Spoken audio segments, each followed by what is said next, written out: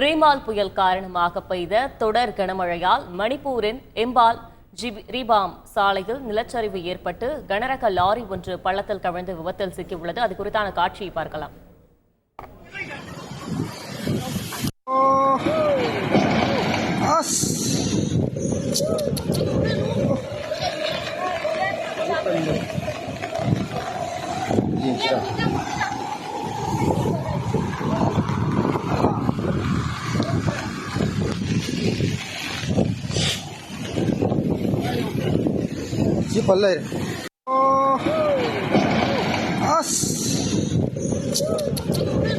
இது குறித்த கூடுதல் தகவலை செய்தியாளர் ராஜா வழங்கிட கேட்கலாம். ராஜா, வணக்கம். கூடுதல் விவரங்களை பதிவு செய்யலாம்.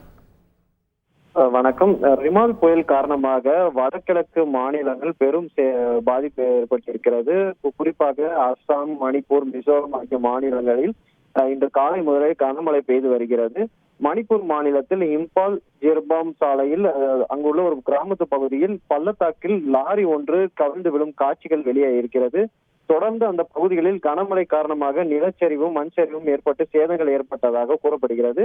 தற்போது ஏற்பட்ட பாதிப்பு காரணமாக சாலையின் இருபுறமும் ஏராளமான வாகனங்கள் நிறுத்தப்பட்டிருக்கிறதுனாலும் மற்றும் சாலைகளை சீரமைப்பு பணியானது நடைபெற்று வருவதாக அதிகாரிகள் தெரிவித்திருக்கிறார்கள். அதிர்ஷ்டவசமாக உயிர் சேதங்கள் எதுவும் ஏற்படவில்லை. மணிப்பூரில் இடைவிடாத கனமழை காரணமாக பரவலான வெள்ளம், போக்குவரத்து இடையூறுகள் மற்றும் பல்வேறு மாவட்டங்களில் மண் சரிவு ஏற்பட்டிருப்பதால் மக்களின் இயல்பு வாழ்க்கையை தொடர்ந்து பாதிக்கப்பட்டு வருகிறது.